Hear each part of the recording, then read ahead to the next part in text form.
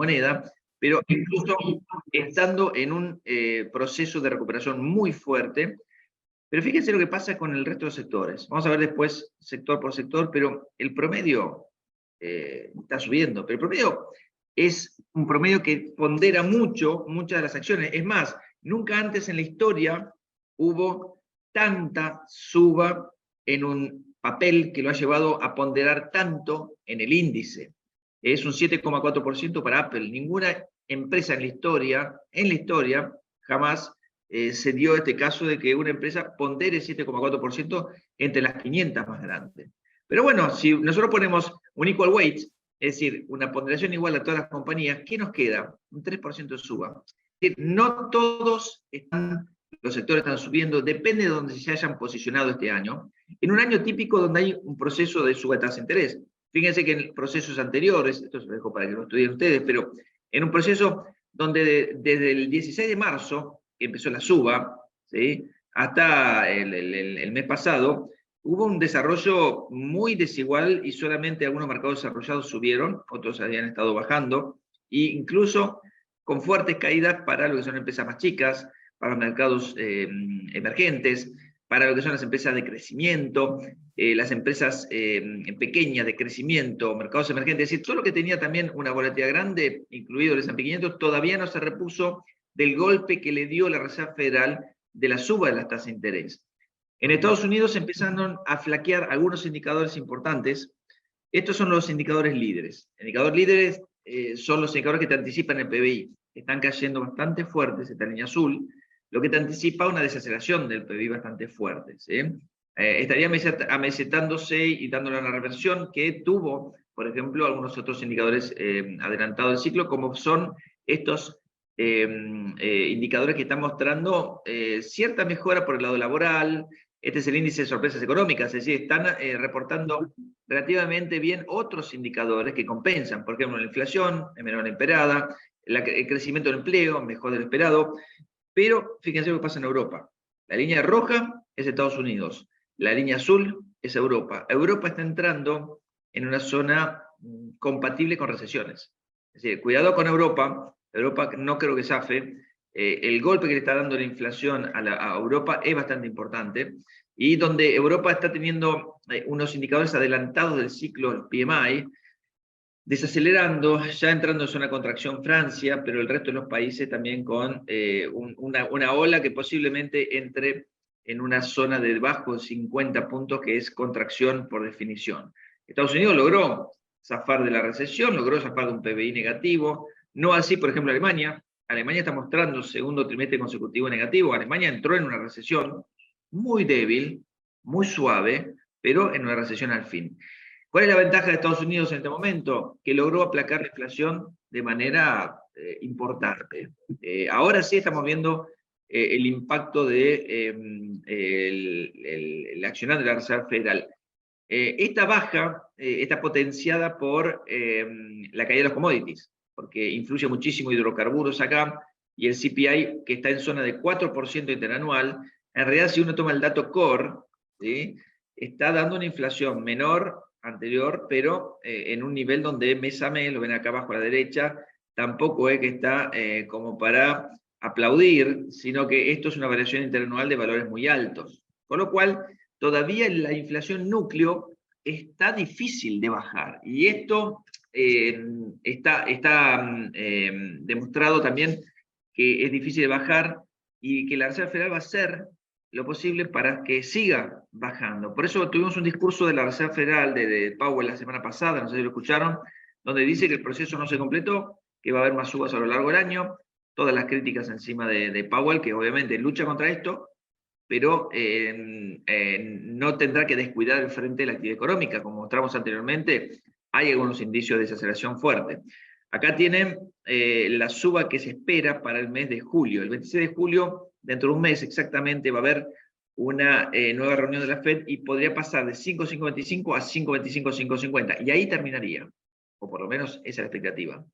Esa expectativa se queda en estos valores altos hasta fin de año, y recién en enero tenemos una baja potencial. en enero, después en marzo, en mayo. Fíjense cómo esta escalerita descendente llega a un valor de 3.50, 3.75 para fines del 2024. Entonces, ¿qué esperamos para este año? Primero, una pequeña suba en el mes que viene, está descontado eso, que se mantenga alta la tasa de interés durante todo el año y que empiece a bajar recién en el 2024. Ese es el escenario de tasas. Algunos no comparten esto, por ejemplo, Goldman Sachs tiene una tasa de interés que se cree que debería ser superior a lo que indican los futuros. Acá están los futuros que acabamos de ver, y esto es lo que espera Goldman Sachs.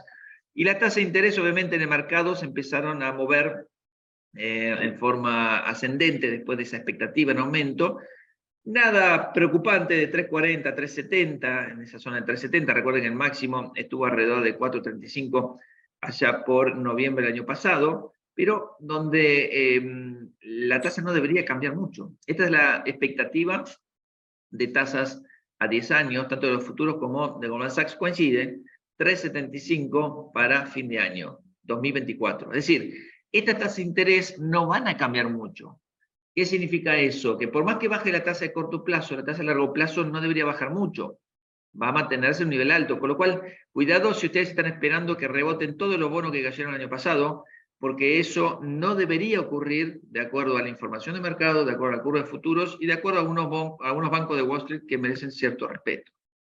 Acá tenemos la evolución del dólar, donde después de esa apreciación hasta octubre, el miedo obviamente hizo un vuelo a la calidad muy importante, que es esta parte de la izquierda del gráfico, y cuando se relajaron un poquitito las expectativas de tasa de interés, porque venía mal la actividad económica, donde Wall Street ya está ponderando otro escenario, empezaron las caídas del dólar.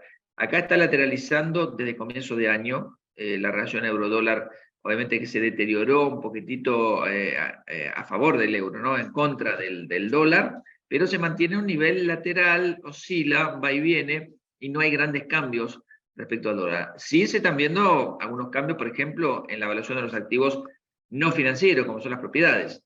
Este es el índice de Case-Shiller, de las 20 grandes ciudades, que ya empezó a caer. Algunas zonas siguen, la verdad, muy firmes, aunque empezaron a bajar de los máximos, pero muy firmes. Me estoy refiriendo, por ejemplo, a Miami, donde todavía sigue estando en una tasa de crecimiento fenomenal, aunque 9 meses distanciado de su máximo. Cuidado, ya no está en máximos, empezó a caer un 1% desde su máximo, pero hay otras ciudades como San Francisco, como Seattle, que han íntimamente vinculadas a las tecnológicas, que han estado cayendo fuertemente. O sea, la variación interanual es del 11%, 12%, y están ya hace un año debajo de los máximos. ¿Qué está pasando en las bolsas? O sea, esta suba de las tecnológicas, ¿va a continuar? ¿Se detiene el rally del Nasdaq? La semana pasada vimos una caída. Esta semana está medio errática.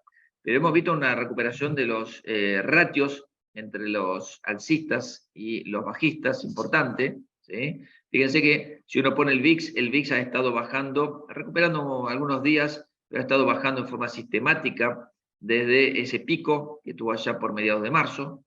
También la codicia sigue estando, pero un poquitito menos que antes. La extrema codicia se encontraba hace una semana atrás en plena vigencia, 79 puntos estaba en esta zona. Hoy está en una zona de codicia, no extrema codicia, pero codicia. Esto nos indica que todavía sigue siendo optimista el mercado.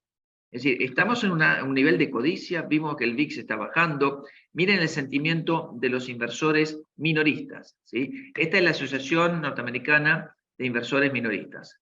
Bueno, acá tienen un valor que ya está lidiando casi con la codicia. ¿Sí? Casi con la codicia. Acá ya no están miedosos. Miedosos estaban en el comienzo del año, en octubre y en junio del año pasado. Esto es una revelación muy fuerte. También los flujos de fondos han estado llegando a los fondos de acciones específicos, con lo cual ha habido una suba bastante importante, un vuelco bastante importante hacia las acciones. ¿Por qué no los bonos? Porque los bonos tienen como driver la tasa de interés, y la tasa de interés no terminó de subir. Entonces, hasta que no termine de subir, tenemos que estar hablando de agosto para adelante y ver el panorama. Esa es mi sensación. ¿Sí? Ahora, los inversores minoristas, si a uno le pregunta, esta es una encuesta de JP Morgan a sus clientes, ¿cómo estás en una sensación de agresividad? Bueno, están bastante agresivos. Están en un 70-80% de grado de agresividad concentrado ahí, un poquitito menos más abajo, pero bastante agresivo, por cierto, ¿sí? No extremo, pero bastante agresivo. Eso es bueno para los mercados, que siga estando optimista, porque el S&P 500, como ven acá, que tiene un objetivo máximo de 4.800, que tiene un pico para recuperar en forma inmediata de 4.600 puntos, ya logró quebrar los 4.400. Ese quiebre que hay acá, con un pequeño retroceso, pero por lo pronto se despega de estos mínimos que tuvo, tanto en junio como en octubre. ¿Sí? En octubre empezó que 7 puntos de acá, y haciendo pie en esta media tan importante que es la media de 200 ruedas, acá hay un falso quiebre, acá un apoyo, acá hay otro apoyo, donde esta línea le da un sustento bastante importante, quiebra de abajo para arriba en la media de 50 ruedas, y fíjense que va a buscar este objetivo, lo supera, hay un pequeño retroceso, esto es normal, incluso podría retroceder una semanita más, y ser todavía una tendencia a corto plazo alcista. Objetivo inmediato, 4.600 puntos. ¿Cómo están las evaluaciones? Encareciéndose. ¿Está caro? Todavía no. ¿Está barato? Definitivamente no. Barato Gangas encontramos en junio y en octubre. Este es el price earning forward del S&P 500. Para aquellos que entienden este indicador, cuanto más bajo, obviamente, más barato, cuanto más alto, más caro. Hemos pasado ya la burbujita de el dinero fácil, abundante, tasa cero, infinito, que nos dio la Fed y el resto de los bancos centrales. Entramos en una depuración muy importante, y ahora las cotizaciones están subiendo, recuperándose, pero no se recuperan a la par las estimaciones de ganancias. ¿Cuáles son los sectores que están performando bien? Obviamente las tecnológicas, como ya mencionamos. Fíjense este 35%, fenomenal, lo que está subiendo el subíndice de acciones tecnológicas del S&P 500. Esto más o menos en la Nasdaq 100, ¿eh? No es lo mismo, pero más o menos en la Nasdaq 100. Consumo discrecional. Estos dos sectores habían sido los peorcitos del año pasado. Bueno, son los mejores. Ahora, saquemos el sector de materiales básicos, o sea, commodities que está un 2% arriba y 5% de las industriales. Esto estaba negativo a comienzo del mes. El resto está negativo. No sé si lo pueden apreciar, está en rojo el resto de los sectores. Son más sectores que están en rojo, este es el promedio, 13. Son más sectores que están en rojo de los que están en verde. Cuidado, ¿eh? Entonces la concentración del principal sector, que obviamente también tiene la principal suba, es muy fuerte. La incidencia de la tecnológica es muy fuerte. Esto es el Nasdaq 100, que está llegando casi a su máximo histórico.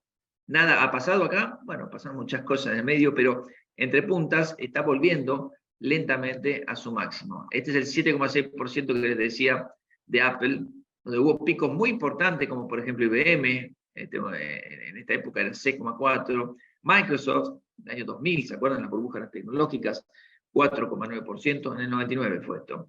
ExxonMobil era la principal empresa allá por el 2008, 5%, pero hoy Apple se lleva todos los laureles. Es una concentración muy importante.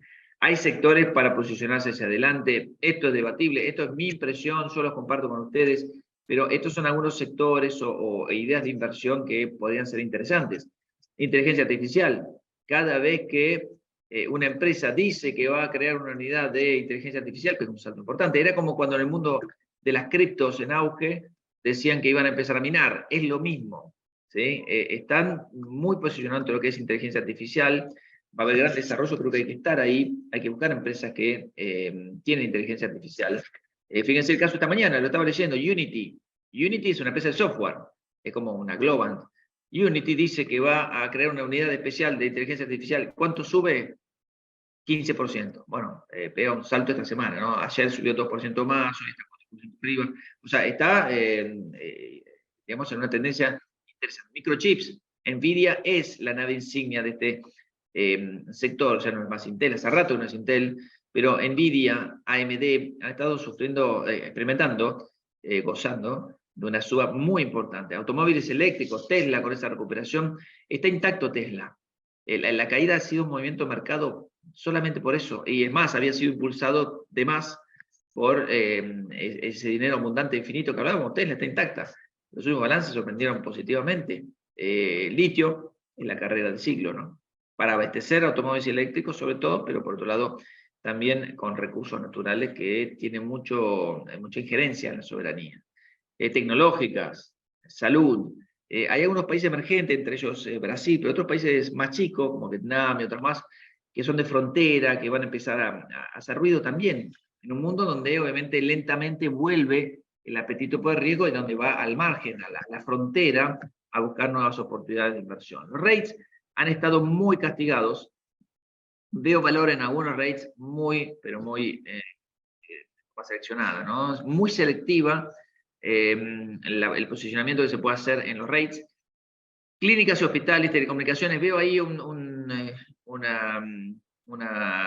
posicionamiento, una oportunidad interesante de ahora en adelante, ¿sí? Son empresas que alquilan cosas y cobran, son bastante sencillas, ¿sí? Ponen cánones y peajes a los que operan esas facilidades. Como les decía, las tecnológicas han estado dando una sorpresa positiva, pero tampoco van a ser las que van a liderar el promedio de las empresas a nivel de ganancias. Este segundo trimestre que está terminando esta semana nos va a dar un panorama relativamente negativo, esa es la expectativa al menos, aflojó un poquitito, ¿no? Para las tecnológicas, pero no para el promedio. Para el promedio, un 6,4% es lo que se espera hoy de caída interanual. Tercer trimestre consecutivo de caída interanual de las ganancias de las compañías. La inflación y la desaceleración económica se está cobrando su peaje.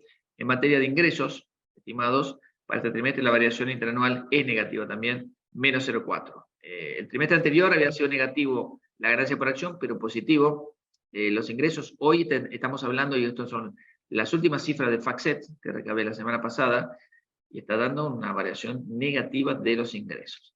Las acciones globales están experimentando, como veíamos al comienzo, en la primera placa, un 8% de suba, un poquitito más Europa, ¿sí? Un poquitito más también Estados Unidos, pero muy selectivo. Fíjense que las empresas chiquititas, Russell 2000, 3,6%, lejos del 14% que veíamos del S&P 500 y lejos del Nasdaq 100 con un 36% de suba.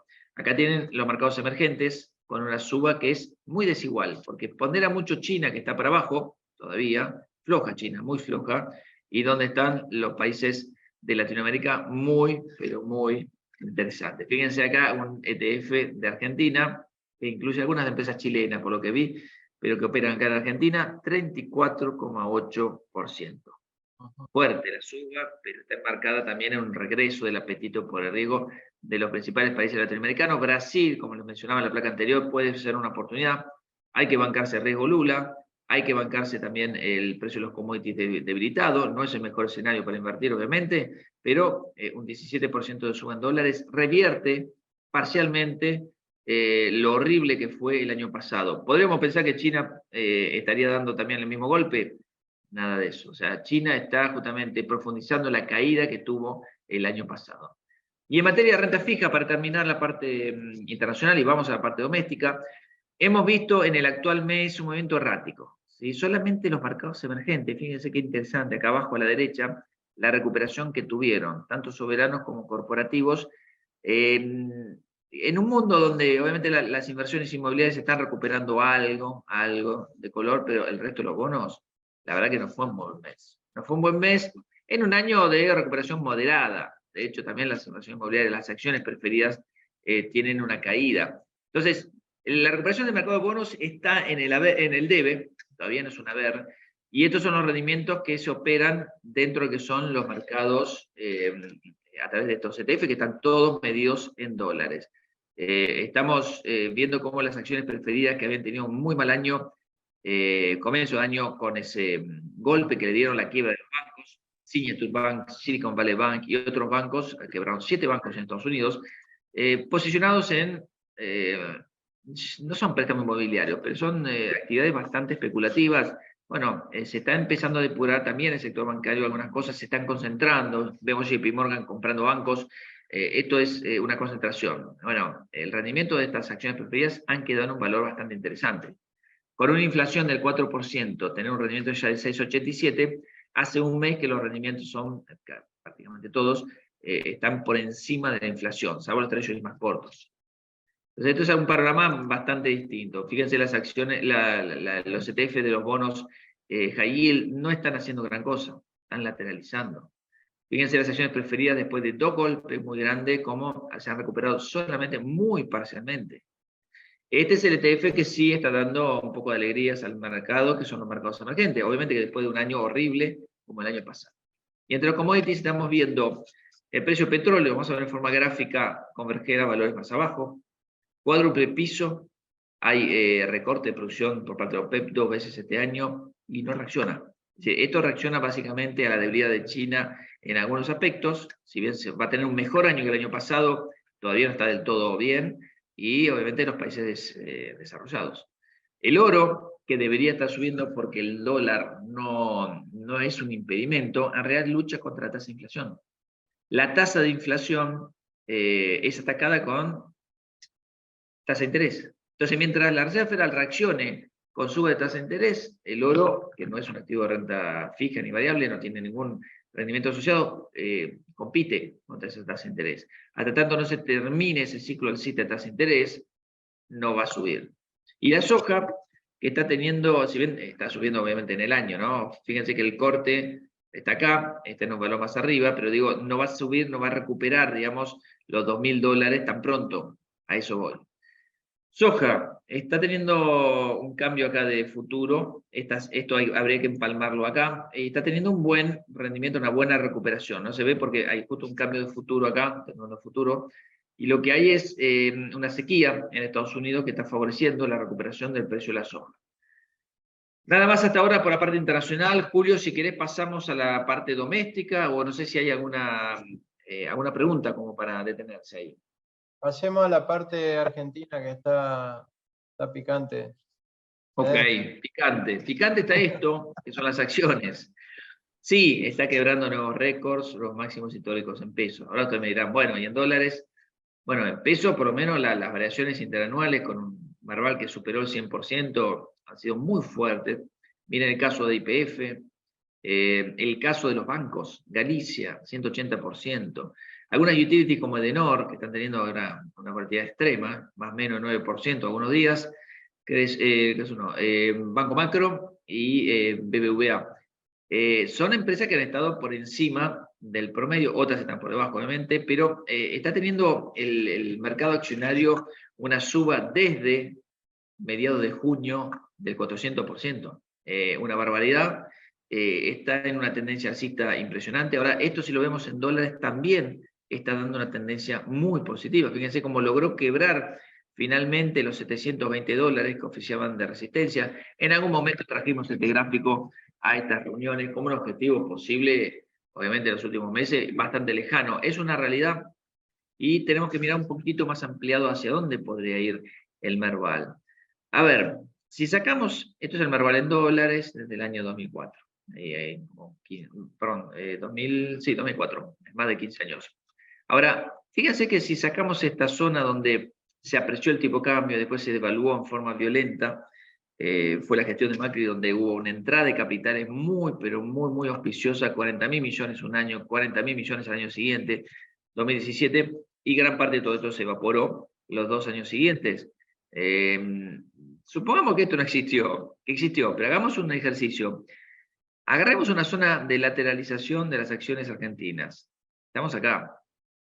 O sea, una oportunidad de comprar el Merval acá, debajo de $300, o casi $300 que fue este momento, el 2013, o allá en el 2019, después las PASO, o en la pandemia, que tuvimos un Merval debajo de $300. Hoy es un Merval de $840.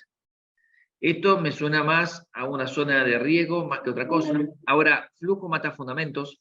Está claro que flujo mata fundamentos. E incluso hay un flujo reprimido. Recuerden que Argentina es standalone. Argentina no es emergente. Dejó de ser emergente, con lo cual muchos fondos están imposibilitados, impedidos de comprar Argentina. Y esto significa que hay una demanda que en algún momento, ¿viste? Puede llegar a cambiar si es que reclasificamos hacia adelante. Nadie está pensando en eso porque todo el descalabro económico en esta gestión ha sido evidente. El Banco Central se ha quedado sin reservas. Es más, las reservas netas son negativas y fuertemente negativas. A alguien le están manoteando los dólares, serán a los chinos, serán a los bancos, pero no cierra por ningún lado un modelo económico en el cual las retenciones a las exportaciones son una parte importante del costo que tiene que asumir aquel que exporta. Ustedes lo saben muy bien porque es una zona agroexportadora muy importante. También está el tema del tipo de cambio. La unificación del tipo de cambio es algo que obviamente no es sencillo porque tiene un costo político muy importante. Obviamente ningún político quiere asumir ese costo y o le va a pasar la pelota al otro o va a empezar a buscar, si se mantiene en el poder, un cambio político que le dé 4 años de respiro para que se olvide ese impacto inicial. Entonces, hay un 100% de brecha que es muy difícil que a corto plazo se unifique. Y estoy hablando a corto plazo de acá hasta octubre o posiblemente de acá hasta diciembre. Y posiblemente nunca, porque la unificación del tipo de cambio trae obviamente un salto en los precios relativos importante. Gran parte de los precios de la economía están ajustados a un tipo de cambio más alto, otros no. Y sobre todo el impacto por inflación. Entonces, es una decisión que obviamente el próximo gobierno va a tener que tomar. Volvamos al mundo de las acciones. Desde las PASO hay un sector bancario que está obviamente con unas acciones totalmente deprimidas en términos de manera dura. Fíjense como Banco Macro, 62% abajo, 59% abajo, Galicia, 52% abajo, en dólares, ¿sí? En dólares. Estamos hablando de Banco Macro, $26, no en pesos, ¿eh? Y donde algunas se han beneficiado son básicamente exportadoras o asociadas a procesos domésticos muy interesantes como Mirgor, nos encanta. Ustedes saben la opinión que tenemos de Mirgor hace 2 años atrás. Y al Lugar y Ternium Argentina, que forman parte de nuestro posicionamiento en acciones industriales. Comercial de Plata, que está asociado a petróleo, ahora ya no es más el holding que nosotros hablamos hace un tiempito atrás, ha tenido un extraordinario rendimiento. Fíjense cómo es tan desigual, digamos, desde las PASO, las ganadoras y las perdedoras. Claramente, las empresas volcado al consumo doméstico, ya sea bancos o ya sea telecomunicaciones, cablevisión, telecom, se han llevado la peor parte. Fíjense también la parte de cemento, aunque acá estamos empezando a analizarlo de nuevo, ¿no? Holcim Argentina es la ex Minetti y Loma. Me parece que en estas dos podría haber alguna oportunidad a corto plazo. Se han batido récord de despacho de cemento, con lo cual la construcción ha empezado a tener otra historia, de la mano de obviamente, no solo turismo, sino también tema de evaluaciones relativas. Los precios de las propiedades han estado bajando en dólares, posiblemente sigan bajando. No estamos diciendo que van a empezar a subir, pero ha empezado a haber una demanda interesante que revierte, ¿no? La evolución de los ADRs en dólares también está a la orden del día. Fíjense, en el acumulado del año, última columna, lo que han estado subiendo. Solamente 2 acciones, que es Loma Negra y Bunge, han estado cayendo. El resto de los ADRs han tenido una fuerte suba, fuertísima suba en algunos casos. Miren el caso de Denor, 76%. Miren el caso de YPF, 61%. El caso de Grupo Financiero Galicia, 72%. Los bancos, Macro, 54%, 55% Banco BBVA, Banco Francés. Bueno, a ver, la cartera la conocen. Hemos incorporado Banco Macro hace un mes atrás. De nuevo, ya lo teníamos a comienzo de año, lo bajamos, después lo volvemos a subir. Pero Pampa, Vista, Tenaris e YPF forman parte de nuestra cartera de petróleo. TGS, Transener, Naturgy-Ban, nuestra parte de utilities. Naturgy-Ban es la ex Gasban, es una distribuidora, es la que tiene el norte y oeste de la provincia de Buenos Aires. Es la segunda después de Metrogas en materia de población entendida, ¿no? Banco Macro, Mirgor en el sector de consumo y en la industria Ternium Argentina y Aluar. Dentro de lo que son las recomendaciones para una cartera de CDRs, nos encontramos con estas recomendaciones. Se lo dejo a ustedes como para que lo vean. Son empresas internacionales igualmente. Pero bueno, también entre las argentinas están las tecnológicas de mediana capitalización, Mercado Libre y Globan como recomendaciones de compra. ¿Dónde está yendo el dólar? Bien para arriba. A ver, ninguna medida que han tomado ha servido. Esto es lo que sigue importando y mirando. Por eso la necesidad de masa de los dólares del FMI, de adelantar los dólares del FMI. Y después, eso Dios sabe, por lo pronto hay un blanqueo en marcha, hay la posibilidad de liberar el tipo de cambio para permitir mayores exportaciones o para restringir importaciones de forma genuina, no posponiendo las de high o haciendo digamos, un ole a los importadores, y hay otros temas de generación de dólares a través de minería, petróleo, o sea, distintas, digamos, maneras de conseguir algunos dólares de manera genuina. Pero bueno, esto está recontra negativo. Arrancamos el año con 5.900 millones de dólares de reservas netas, hoy son 5.000 millones negativas. Preocupante el escenario para lo que es digamos, la inversión en instrumentos de renta fija en dólares, sabiendo que no hay dólares en el Banco Central, donde el Banco Central obviamente frente a eso acelera la devaluación, 7,9% proyectado para este año, para este mes que está terminando, el máximo de la serie. Donde los bonos han tenido una recuperación muy fuerte, sí, es verdad, han tenido una recuperación muy fuerte. Este último mes hemos visto una reversión en la suba que han tenido los principales bonos en dólares. En un momento dado, a comienzo de mes, estaban los bonos legislación argentina para abajo y los bonos legislación extranjera para arriba. Hoy debemos estar hablando de una suba en todas las series, donde hemos visto una recuperación fenomenal en este último tiempo. El trade electoral a full, el trade electoral a la orden del día. Algunas series se están recuperando casi los valores que tenían al comienzo de año, cuando Sergio Massa anunció una recompra de bonos, debilitó obviamente reservas, produjo esa suba y después sirvió para nada, porque empezaron a caer los precios. Poco inteligente esa decisión, la verdad. Si quiso dar una señal, me parece la señal que buscan los mercados es otra, no es un programa de recompra. Están buscando cómo controlar un déficit fiscal o el deterioro de la cuenta corriente, cosa que está ocurriendo y de manera preocupante. El déficit fiscal, que debería haber bajado de 2,4 a 1,9 este año, estaría siendo, eso es lo que se firmó con el FMI, estaría yendo en la zona del 3% negativo. No lo quiero preocupar de más, pero 3%, más 2,4, más 5 de intereses. No lo sabemos, porque la inflación no sabemos a dónde va a ir a parar y hay mucha deuda que está indexada, los bonos duales, la deuda con SER. Para fin de año, si le sumamos a eso el déficit cuasi fiscal, que en 3 meses se emite una base monetaria, una locura lo que está pasando en el Banco Central, y eso es lo que está presionando a los precios y al tipo de cambio, y nadie se hace cargo. Tenemos un déficit fiscal conjunto del 11% del PBI. Ese déficit fiscal, cuando llega al 10% en Argentina siempre pasaron cosas feas, así que por eso no los quiero alertar, pero acá no estamos viendo lo que está pasando detrás.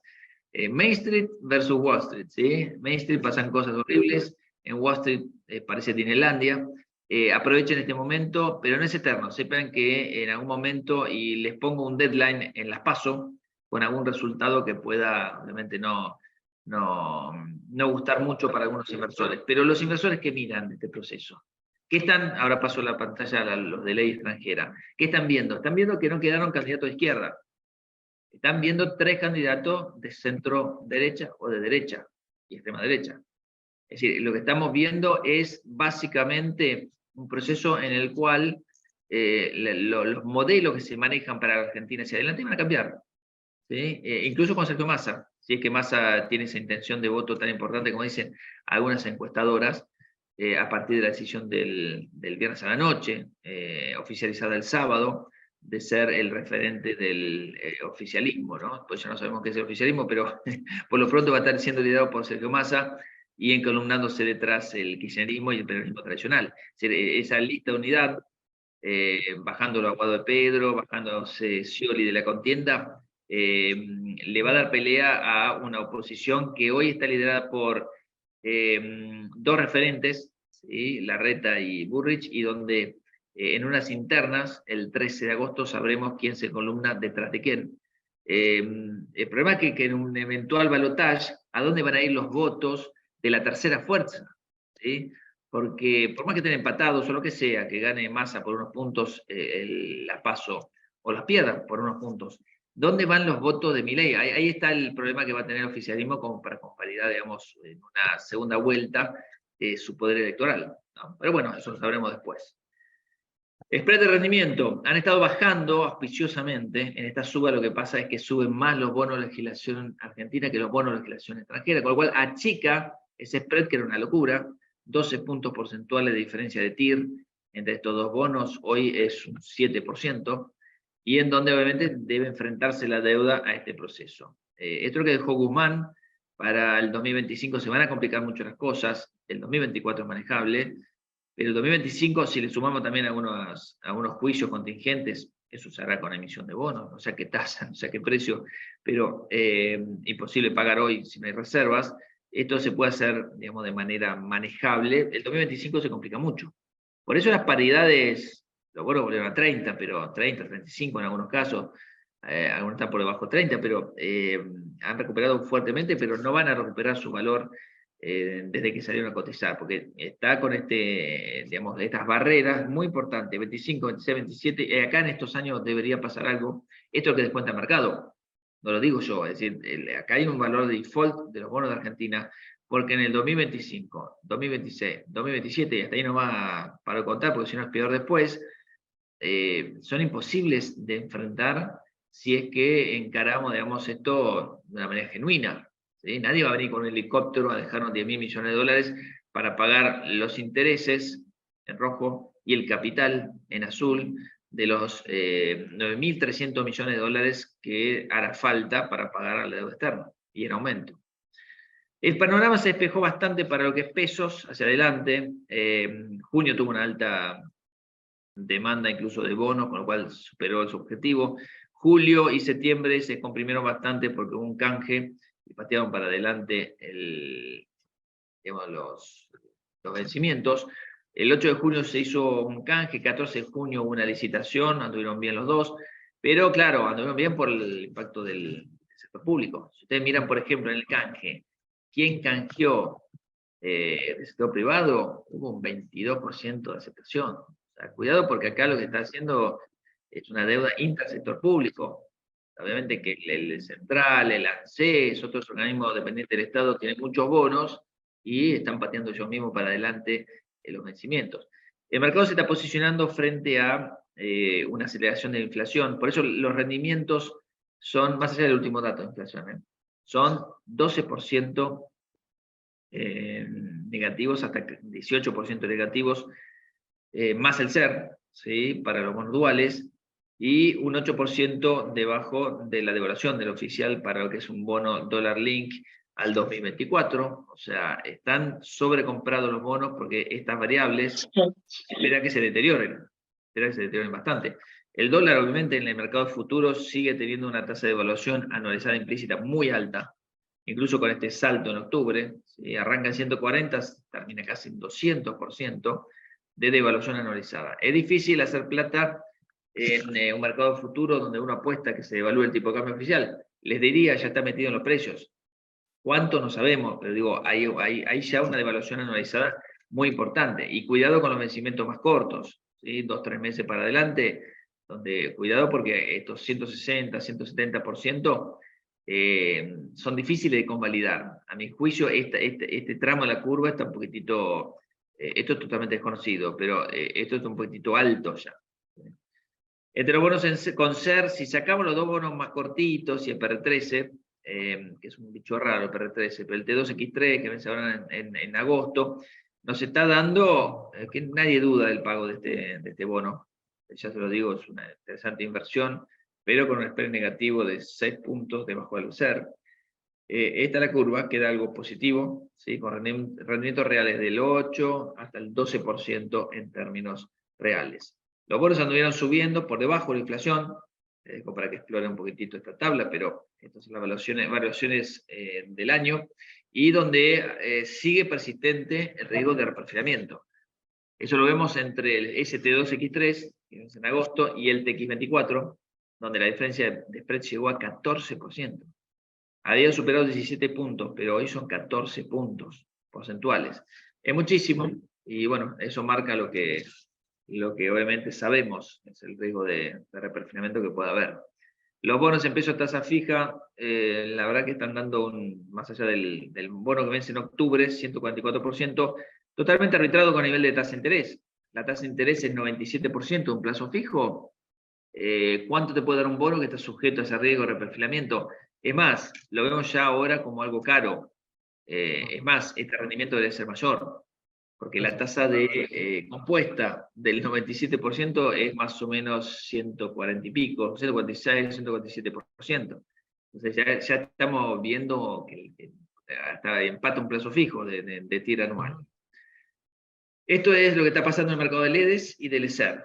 Las LEDs están teniendo un rendimiento, olvídense de este que vence ahora estos días, sino que la de julio está con un rendimiento del 130%, flojito, me parece, pero mejor que un plazo fijo, obviamente. Y acá tienen lo que es la tasa, la TIR, en términos reales, de los vencimientos a partir de septiembre. La de julio no lo tomo en cuenta porque está distorsionada, pero de septiembre, octubre, noviembre hay 3 letras LEDs, perdón, LESER, que tienen un rendimiento negativo. Esto está arbitrado con la curva, ¿sí? Pero está rindiendo un poquitito menos que lo que son algunos bonos interesantes, como puede ser el T2X3, como veíamos. O sea, el T2X3 estaría un poquito más barato que hacer un posicionamiento en estas letras, LESER. En el mercado de deuda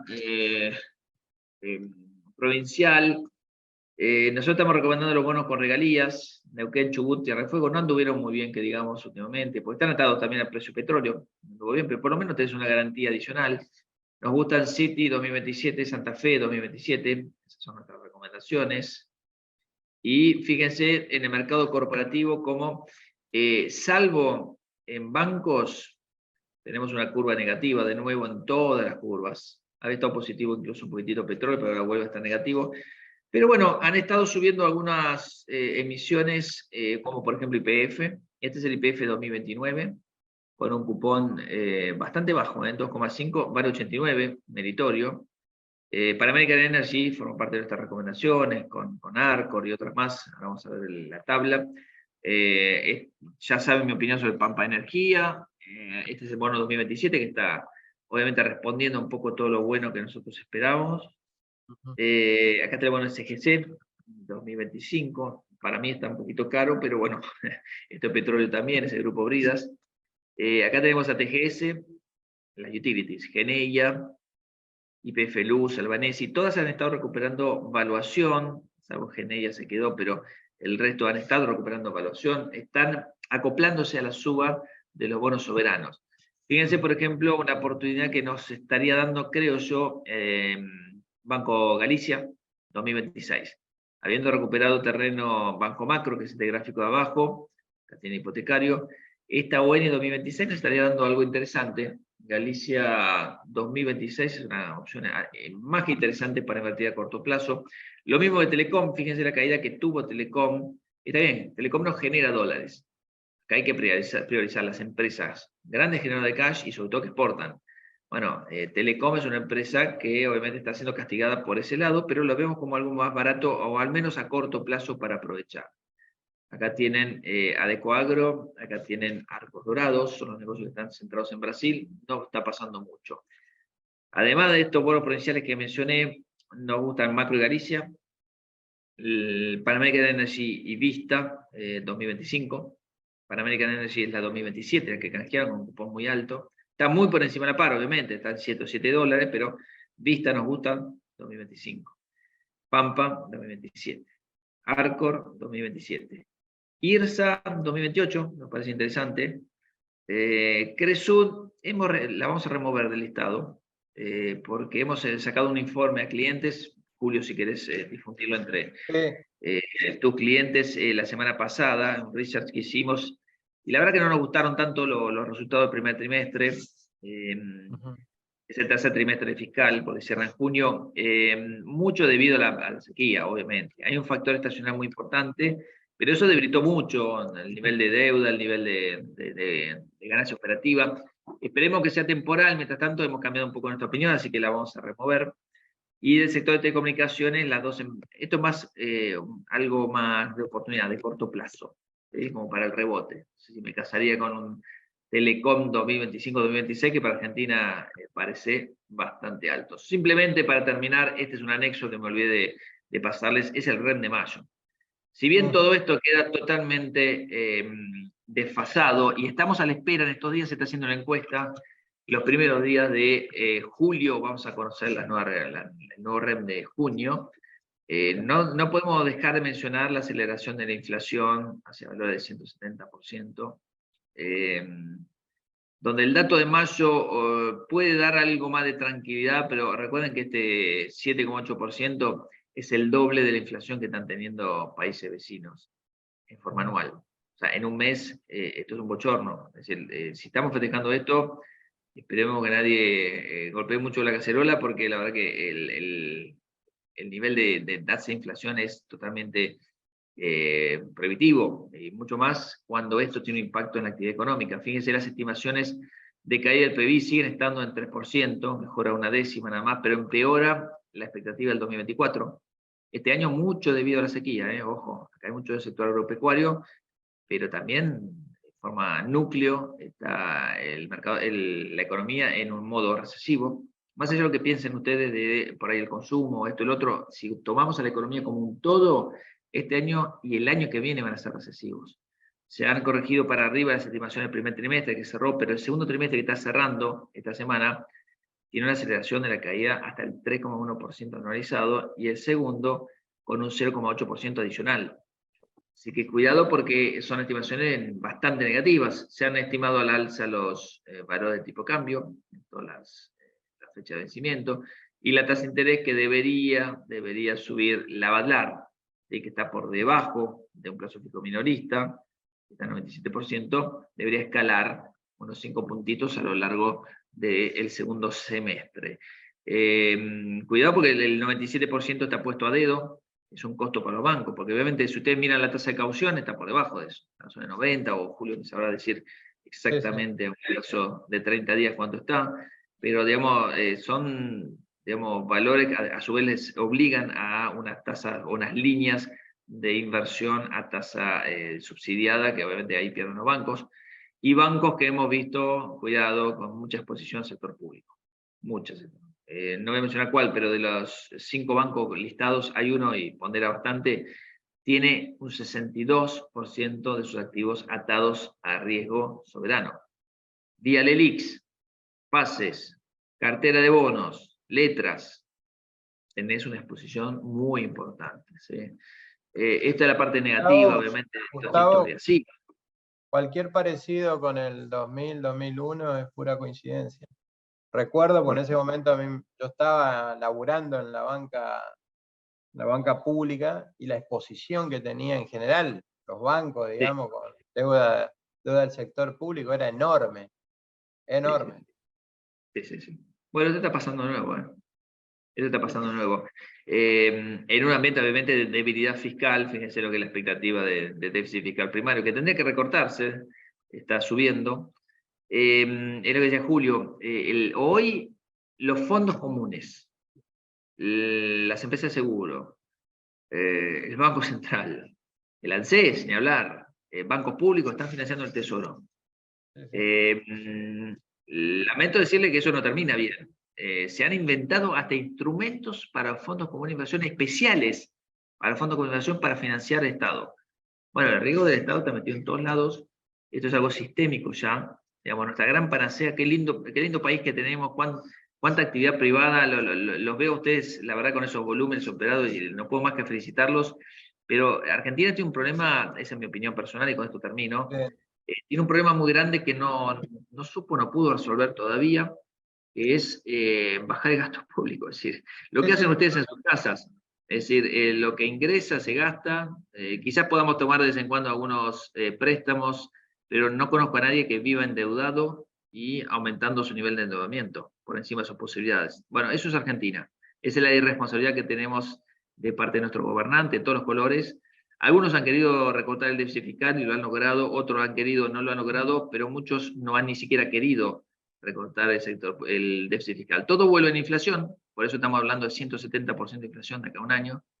Este año está en un 150, he visto estimaciones mucho mayores, pero esa es la consecuencia de esa política. Primero, con una brecha del 100% que te invita a no exportar, niveles de retención, es decir, impuestos que te aumentan para que sustenten el nivel de gastos en exceso, y te invitan a no producir.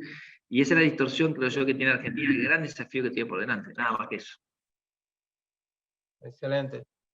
Gustavo, recién comentabas en la exposición que la timeline, digamos, de todo este proceso de suba de precio activo argentino son las PASO, digamos, ¿no? Y me permito un poco anticiparnos, por lo menos pensar lo que puede ser el escenario post-PASO, en un contexto donde justamente ayer estaba escuchando algunas encuestas que daban cuenta de la caída de Milei, digamos, Sí, en intención de voto. sí, sí. El otro dato que a mí me sorprendió, digamos, fue que Massa es el candidato individual con mayor intención de voto, no así el frente, digamos, no así el frente, pues claramente los dos candidatos de Juntos por el Cambio sumados dan más intención de voto que el frente único, Claro, digamos. porque hay una paso que se tiene que resolver. Lo único que Claro, sirve esta paso es que exactamente, la oposición se ponga de acuerdo. exactamente. Pero ahora bien, ¿cuáles pueden ser? Es una pregunta, obviamente, de la varita mágica o la bola de cristal, digamos, pero por ahí siempre ayuda, digamos, tener una visión, por lo menos, de un economista tan prestigioso como vos, de, bueno, qué es lo que puede ocurrir, digamos, ¿no? Si en un escenario donde Juntos por el Cambio, sumado gana las PASO, o hay una sorpresa de Massa como mayor Massa y el frente, digamos, que representa Massa como, como,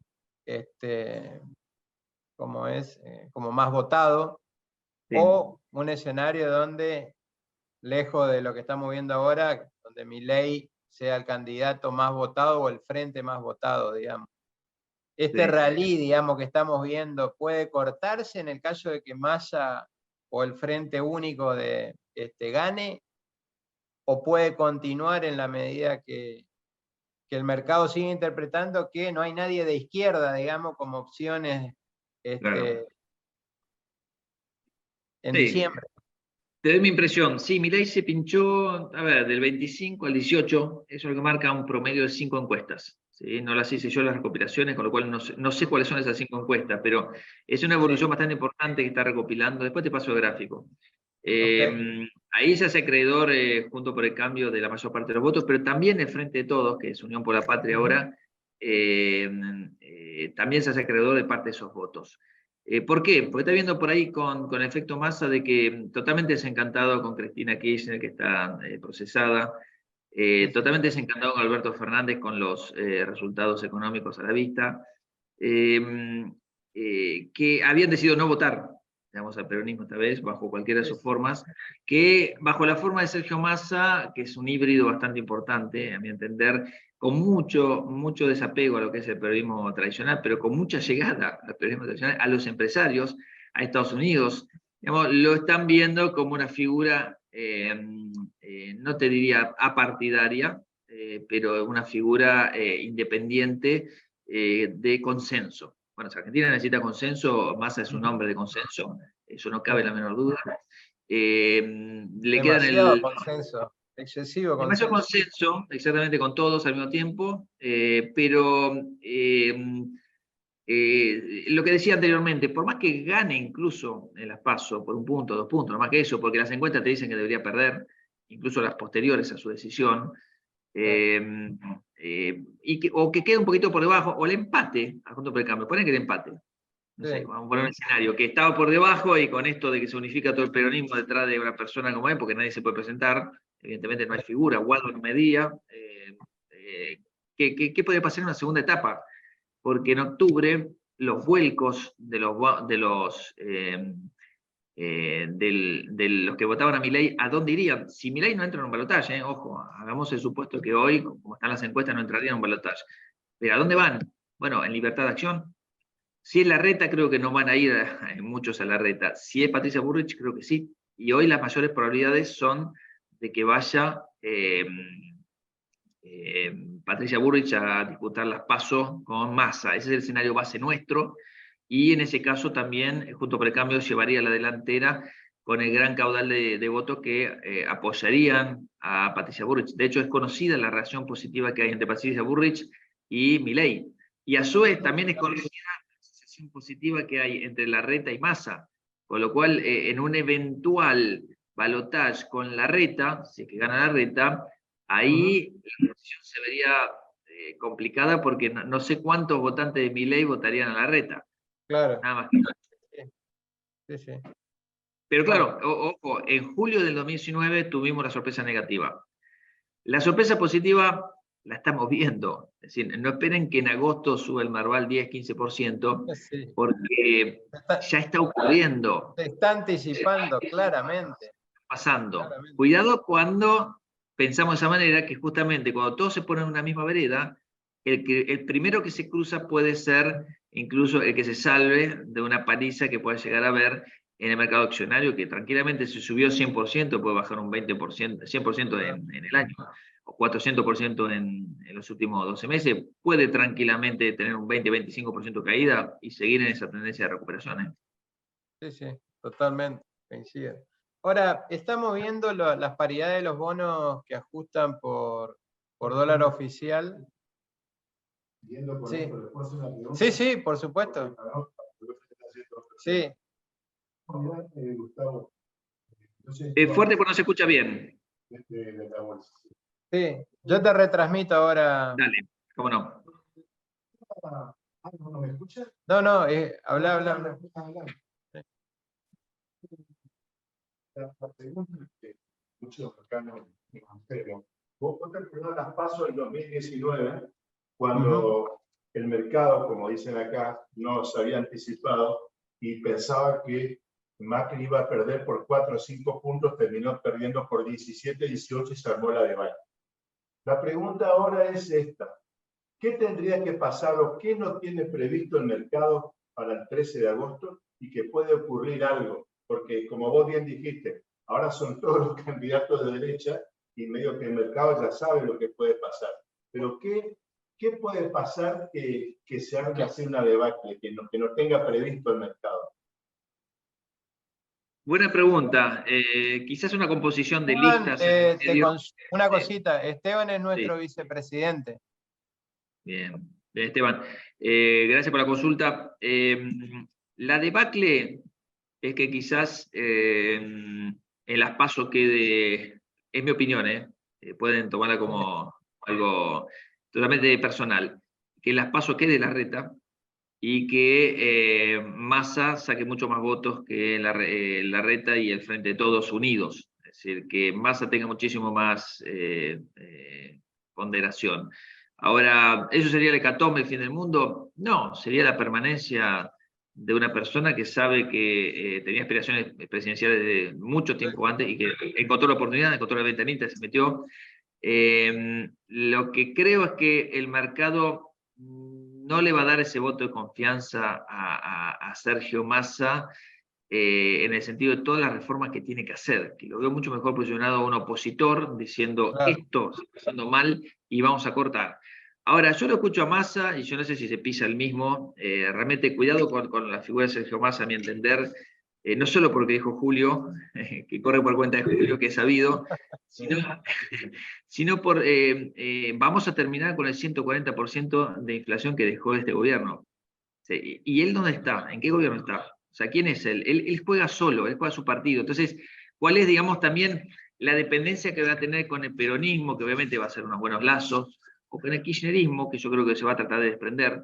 Eso es lo que se esperaba, por ejemplo, de un Scioli que va a asumir de la mano de Cristina, que por ahí muchos decían que iba a quedar afuera el kirchnerismo. Bueno, esto se reedita un poco. Eso sería bueno para los mercados, ¿no? Bueno o malo para ustedes, depende de la opinión que tengan política, no me importa eso. Pero bueno o malo para los mercados estamos hablando. Bueno o malo para los mercados sería algo positivo, pero déjenme dudar acerca de la fuerza que pueda llegar a tener Massa para hacer cambios estructurales. Y lo veo mejor posicionado a Patricia Bullrich, por ejemplo, o incluso Milei. como para poder hacer un mover de cuajo algunas cosas estructurales que lamentablemente hay que hacer en Argentina, duelen y que tienen que hacerse. Hay una reforma laboral que se tiene que hacer. Imagínense los sindicatos peronistas apoyando a Massa, apoyando una reforma laboral, no lo veo. Una reforma laboral, una reforma del Estado. Es decir, hay que volver a tener 8 ministerios, no 50 ministerios. Por más que esa gente siga empleada, por la estructura, la simple estructura de un ministerio es otro presupuesto, una secretaría. Pero esos son maquillajes. El gran problema que tenemos es un problema de deuda. Y la deuda se trabaja con el tiempo con la eliminación del déficit fiscal. ¿Qué voluntad tiene Massa de querer hacer un recorte en el déficit fiscal que tanto estaba aquejándonos ahora, sabiendo que es el ministro de Economía desde hace un año, y le quedan 6 meses por delante en oficio y 4 años por delante? O sea, ¿cuál es la voluntad real de querer recortar el déficit fiscal? El FMI es cómplice no solo cuando otorgó ese préstamo, sino cuando está convalidando este desastre económico, porque ya incumplimos 3 reglas. La primera, la acumulación de reservas, y nos sigue dando plata. La intervención. Segundo, el déficit fiscal, y tercero, la intervención, correcto. Es decir, nos van a dar dólares y en forma adelantada, habiendo incumplido lo firmado, incluso ¿para qué? Para que se evaporen. Parece como la muralla que nos ponía Sturzenegger de $5.000 millones y se van puesta. No sé si se acuerdan. $5.000 millones de dólares para dar credibilidad, y hoy el Banco Central no es creíble. Es decir, acá el Banco Central está pelado, está con un patrimonio neto negativo, no tiene reservas, tiene excesiva deuda. Algo va a tener que pasar en Argentina, lamentablemente. Ya sabemos cómo se licúa todo esto, pero hay maneras más prolijas de hacerlo con un cambio de modelo que obviamente el mercado por ahí, si ve que Massa tiene un gran apoyo y del otro lado termina siendo Larreta el opositor, que no va a recibir los votos de Milei y que va a transformarse en el próximo presidente Massa, creo que ese no es el escenario más deseado por el mercado. A eso voy. Ese podría ser un escenario, creo yo, que pueda llegar a no gustarle al mercado. Claro, sí. No, y la otra es que, bueno, saque muchos votos Grabois, y ahí sí también. Sí. Sí, hay que ver cuánto, claro, sí, bueno, si aumenta la probabilidad de Grabois, que obviamente no va a ganar, pero que va a marcar, digamos, un sentimiento de yo no lo voto a Massa, lo voto a Grabois, voto castigo, y se la va a encontrar un poco más difícil Massa a la hora de gobernar, también es malo, sí, correcto. Sí. Omar, quería hacer una consulta, me pareció a mí. Ya no va a mencionar que decía, bueno, estamos en el análisis, pero me parece, cuando dijiste que tenemos 3 candidatos de derecha, yo lo veo a la reta más izquierdoso de lo posible, si hable. No lo creo capaz realmente de llevar a... Me refería a Patricia Bullrich, no a Larreta. No, claro, pero dijiste los 3 posibles candidatos, cuando mencionaste los 3 posibles con eso, ¿no? No, yo entendí que era Milei, la ganadora de Juntos por el Cambio, o el ganador de Juntos por el Cambio, y Massa, digamos, ¿no? Sí, pero hoy el escenario base es que Patricia Bullrich le gane a Larreta. Digamos, la sorpresa sería al revés. El escenario base por eso es Patricia Bullrich. Sí, estamos de acuerdo. Sí. Yo coincido que no hay espacio para que la red sea no. Ahora, ¿no sería Massa una vez emitido, supongamos, en el típico caso de que pase el paso y que gane el balotaje contra cualquiera de los opositores que pueden aparecer? ¿No lo ves como la reedición Menem 2, digamos? ¿Sacar tu conejo negro de la galera? No lo veo, no lo veo. Todo es posible. Las encuestas nos han dado, obviamente, sorpresas muy grandes. Yo me estoy basando en los números, no soy un politicólogo, con lo cual les digo lo que me parece y me baso en las encuestas, porque mi tarea, obviamente, no es proyectar el PBI, me baso en el REM, no es hacer escenarios, digamos, a nivel consultora de de política, sino basarme en un consenso de cinco encuestas. De hecho, se lo voy a pasar a Julio para que lo vea el gráfico del cual estoy hablando, que no lo incluí porque si no se hacía larguísima la presentación. Sí, sí. Evidentemente, el mercado está jugando un play electoral, un trade electoral muy, muy importante. El trade electoral es que no hay candidato a izquierda. Podemos discutir, como decías vos, si son los 3 candidatos de derecha, pero por lo menos no hay candidato de izquierda al frente. Ahora, miren la lista, ¿sí? Si la quieren mandar a Ofelia Fernández a la Embajada de España, como dijo Massa, es totalmente irrelevante, pero te marca quiénes son los que están ahí abajo, ocultos, y los que están, digamos, ocupando esos puestos. ¿A quién va a votar, digamos, Moyano, que era el primer candidato de diputado de Scioli? Bueno, se encolumnarán todos detrás de Massa, evidentemente. Entonces, miremos bien también en la lista para decir que es un candidato de derecha. El candidato de derecha es el presidente. De ahí para abajo va a heredar toda la estructura del peronismo tradicional y del no tradicional, es decir, estamos hablando del kirchnerismo, que lo van a votar, obviamente, porque es una decisión vertical, como es un sistema presidencialista fuerte, el peronismo como que pregona, y tradicionalmente fue así. Y no le fue mal en las elecciones, obviamente, si tomamos en cuenta los últimos 20 años, o no 16. Sí, sí, correcto. Bien. No, te consultaba. Estamos viendo todo lo que es deuda dólar link y demás con tasas muy negativas, digamos, de evaluación, menos una tasa muy negativa, digamos, en términos de TIR. ¿Seguimos privilegiando ese tipo de activos, digamos, a pesar de estas tasas de descuento tan altas? Yo acabo de mencionarlo. Por ejemplo, en los futuros al menos los veo sobrecalentados, al menos por lo que debería pasar a corto plazo. Sí. Y en los dólar link, ahí les puse la evaluación de un 2024. El otro no me tira la terminal, no sé por qué, pero está alrededor, es negativo todavía. Unos puntos menos más la devaluación.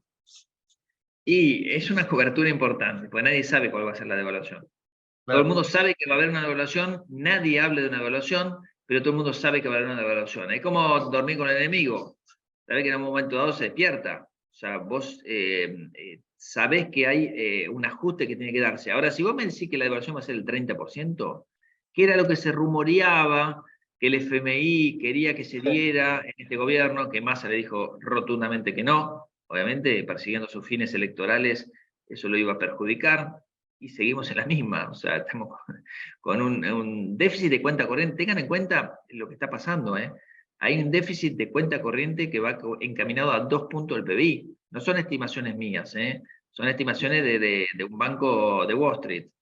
Tampoco es la NASA, y muchas veces se han equivocado, pero digo, la tendencia no es a que haya un superávit fiscal, un superávit de cuenta corriente. Es un deterioro de las cuentas externas, más o menos hay un deterioro si no se hace algo, y no se va a hacer algo a tiempo. Ese es el problema que yo veo, que no nos queda más que un deterioro en las principales variables de acá hasta octubre de este año. De octubre a diciembre se debatirá el próximo modelo y se implementará en algún momento. Habrá un reperfilamiento de la deuda en pesos que incluye los dólar link. Ojo, los dólar link son deuda en pesos, hasta dar la evolución del dólar. Es una deuda en pesos, cae en la volteada. Un dólar link, una LEDE, una LECER, un bono atado al SER cortito, es lo mismo. Es una deuda que se metió en pesos y se paga en pesos. ¿Sí? Olvídense que está con dólares. Tiene un ajuste que puede ser la BADLAR, puede ser SER o puede ser el dólar. Pero ese ajuste es de un bono en pesos. ¿Sí? Obviamente te lo venden como un bono en dólar porque está atado al dólar. A los fines prácticos es así, pero se pagan en pesos.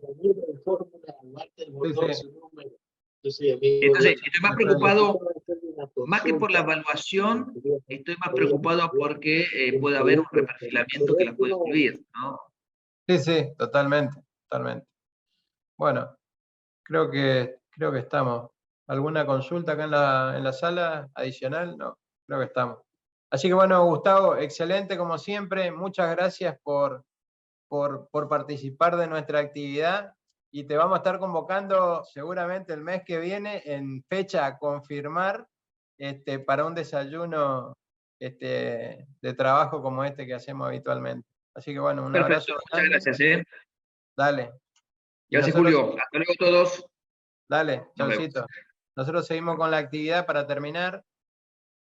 Simplemente comentarles nuestras próximas actividades. Estamos este fin de semana yendo a Agronea, participando de la muestra del agro más importante que tiene la provincia del Chaco, digamos, que se hace en la zona núcleo, en la localidad de Charata.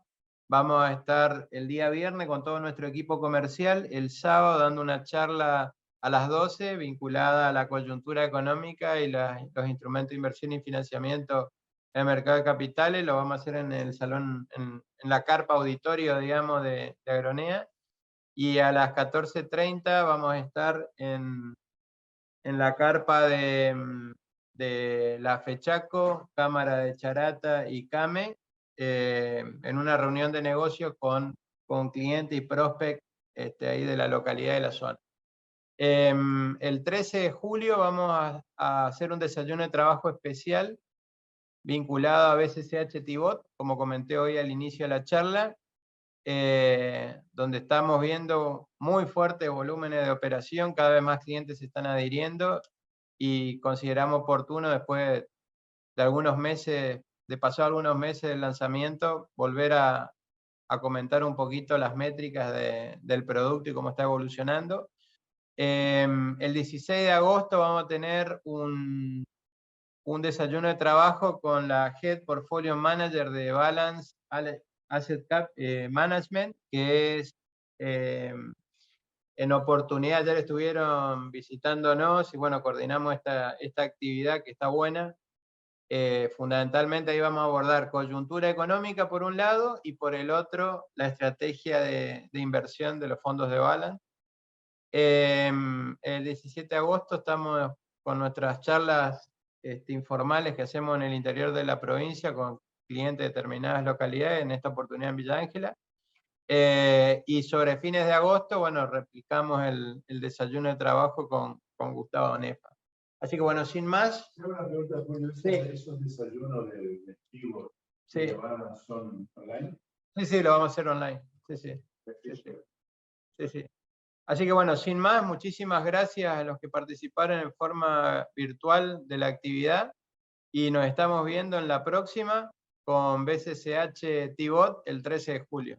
Un abrazo grande.